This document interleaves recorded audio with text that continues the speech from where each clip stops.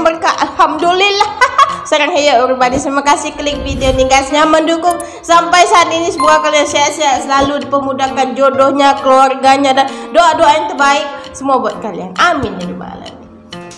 So guys, macam kamu lihat di thumbnail kuliah, ada sedikit perbincangan yang menjadi huru hara saat ini. Ada pro dan kontranya, di mana kita tahu di Malaysia, Indonesia sih ada kaum India yang tinggal, dan cara layanan mereka, kehidupan mereka di negara masing-masing pun berlainan. Tapi ada yang menyatakan sebenarnya Indonesia nih dengan Indianya lebih toleransi berbanding dengan Malaysia. Sampaikan orang-orang India yang tinggal di Malaysia protes guys, katakan Malaysia tidak adil. Dan sebenarnya saya tidak berani komen guys, namanya juga sensitif ya. Tapi ada salah satu video pembuktian daripada The Wonder, kaum India Malaysia selalu disakiti. Kaum India di Indonesia merasa toleransi di Indonesia lebih tinggi ya. Ini kalau ada videonya maksudnya tidak menipu lah ya. Begitulah, jangan lama-lama. Let's go to the video. Let's go.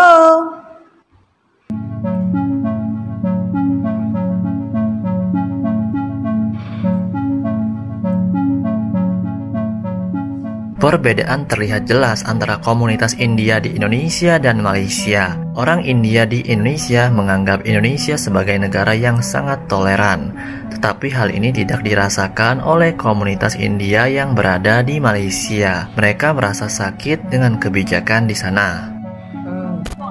Kita dah tahu dah sampai dah cukup. Kamu nak ada apa-apa opinion buat ini? Saya rasa sedih lah, kan? Kita tahu ramai yang terlibat dalam insiden ni, tapi bila datangnya bab hukuman yang nak kenakan orang tu, semua kaum saya. Kenapa ya macam tu? Sampai bila kita nak dipergunakan, sampai bila kita nak diperkudakan oleh orang-orang macam ni? When are we going to stop this? You know? And saya rasa tak fair lah. Kita tahu itu adalah kesalahan di bawah peraturan pilihan raya. Memang kita tahu. Tapi bukan dia seorang je. Saya nak tanya dekat kerajaan Madani ya, macam ni ke cara nak membalas budi kaum India yang bertungkus lumus jadikan Perdana Menteri kita sekarang ni sebagai seorang Perdana Menteri. Ini kan cara? Sakit tau, sebab saya pun seorang India. Guys, suka tak suka, apa kalau kita tengokkan sulitnya di sini di Malaysia ni kan ada banyak sekali kaum, dan kaum yang paling utama itu Cina, India dan Melayu. Untuk memuaskan ketiga-tiga kaum ni memang sangat susah. Dan aku mengakulah ya, banyaklah ketidakadilan sebenarnya. Itu adalah kaum saya. Kalau saya tak mempersoalkan benda ni, saya rasa tak fair lah. This is not fair at all. You wanted to punish, it has to be an Indian. Why? Pegang parang India, gangster India. Ada the chop untuk kaum India dekat negara ni. When is this going to stop? So please, jangan cari kaum India masa pilihan raya saja. Okay? Enough. Cukup. Jangan இது மாதிரியான விஷயங்களை எப்ப நாம நிறுத்தணும்? அதுவும் மற்றவங்களுக்கு கொடி பிடிக்கிறது, அவங்களுக்கு கொடி பிடிக்கிறதுனால நாம சரியறோம். இது செழிச்சி இல்ல, இந்தியர்களுடைய ஒட்டுமொத்த வீழ்ச்சி. Salam Gita Ji. Okey, rasanya tak perlu stitch, tak perlu letak gambar lah. Seluruh negara dah tengah marah, seluruh rakyat India di Malaysia tengah marah, tengah pegang dengan kejadian seorang budak staff yang pijak-pijak kolom acar lukisan di lantai sempena Deepawali. Pijak-pijak sengaja, bukan tak sengaja. And okay, take note bukan budak ni. Tapi guys, kalau kita lihat ya, ini kalau kita bandingkan dengan Indonesia, Pancasila ini dia saking saktinya seluruh suku di Indonesia tanpa disedari lah bisa berbahasa India tanpa ada paksaan. Tidak ada namanya paksaan atau bagaimana. Kalau namanya Pancasila, kamu harus ikut seadanya, dan ya tidak ada protes sama sekali ya. Rekod, tukang rekod, dan saya rasa ada lagi seorang, maksudnya you bertiga berempat yang buat kerja ni. Apa tujuan you orang buat macam ni? Ini bukan sakit jiwa, ini sakit otak, sakit di hati. How cara you orang dibesarkan? You orang besar dalam environment apa? Tun, apa lagi Tun mahu? Kali ni Tun datang lagi. Dia cakap orang India tak setia kepada negara. Ribut tak ada, apa tak ada, tiba-tiba Tun nak main sentimen perkauman. Apa cerita ni? Ini semua nak dalih perhatian daripada kes Tun yang lagi seorang tu ke? Tun pun dah lama jadi Perdana Menteri Malaysia, dah 22 tahun dah. Orang pun dah gelar Tun ni sebagai negarawan. Tapi kenapa Tun sendiri yang nak pecah belahkan Malaysia ni? Tak boleh terima lagi ke hakikat yang Malaysia ni memang negara berbilang kaum? Melayu ada, Cina.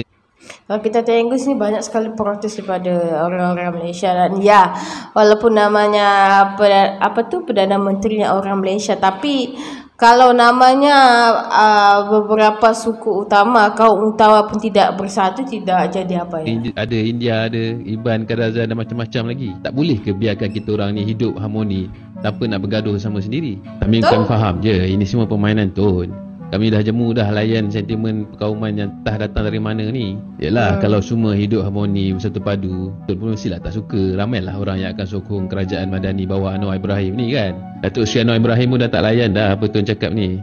Tengok sendiri apa dia cakap. Saya tidak anggap kenyataan Tun Mahathir itu relevan. Itu kenyataan yang tidak bertanggungjawab sebagai seorang mantan Perdana Menteri sekian lama. Kemudian menghina mana-mana kaum, mana-mana sama ada majoriti atau minoriti. Dia memang terkenal. Melayu bagi dia malas, melainkan dia India dan China itu dianggap kurang loyal, melainkan beberapa kroni dia.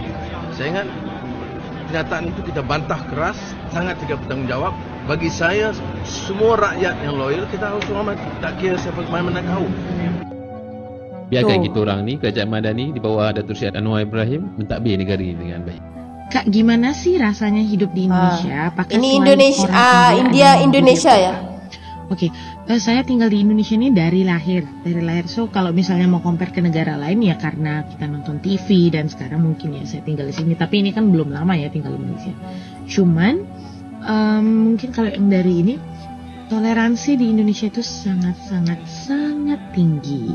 Gitu. Jadi maksudnya kalau misalnya kita keluar dengan suku-suku lain, it's normal. Kalau kita jalan ke mall dengan suku lain, itu adalah hal yang sangat normal. Gak ada yang aneh gitu, enggak. Terus makan di rumah teman itu biasa. Kita kalau makan siang, makan dong di rumah gue, mak gue masak gitu. It's normal. Dan yang pastinya mereka tahu bahwa apa yang boleh dimakan dan apa yang tidak boleh dimakan oleh orang. Tapi guys, kalau kita tengok etnis apapun di Indonesia nih ya, kalau mereka sudah sehati itu, dia berbicara dengan cengkok Indianya pun India, dengan cengkok Indonesianya sangat-sangat jelas ya, berbanding dengan di Malaysia nih. Kadang orang Cina, orang Chinese yang bertahun-tahun di Malaysia tapi tidak tahu bahasa Malaysia. Itu buktinya. Mereka masak sesuatu yang saya tuh nggak bisa makan, mereka nggak tahu kamu nggak bisa makan ini gitu. It's normal. Di institusi pendidikan juga nggak ada perbedaan. Kalau kamu belajar keras, ya hasilnya akan kelihatan bahwa kamu pintar dan dia akhirnya hasil itu akan kelihatan. Terus kalau misalnya kamu masuk satu sekolah ataupun satu universitas, tidak ada pembedaan bahwa ada kuota misalnya untuk orang ini sekian, untuk orang ini sekian, nggak ada. Jadi siapapun kalau misalnya mereka belajar keras dengan hasil yang maksimal, mereka akan masuk ke universitas negeri ataupun swasta yang mereka inginkan. Untuk pekerjaan juga mereka akan nilai kalau kamu mampu, kamu akan diberikan pekerjaan itu, bukan berdasarkan suku apa kamu. Tapi ya memang sih tetap ada ya yang namanya orang dalam. Malahan ayah saya itu adalah seorang pegawai pemerintahan. Jadi beliau dulu bekerja di dinas pekerjaan umum. Dan kakek saya juga dulunya bekerja di dinas pekerjaan umum, pegawai pemerintahan juga. Walaupun Hari Raya Dipawali belum menjadi hari raya umum di Indonesia karena masih kaum minoritas, masih hari raya tentatif yang macam-macam ya. Kalau kadang bingung juga guys. Perusahaan itu akan memberikan kamu libur sendiri.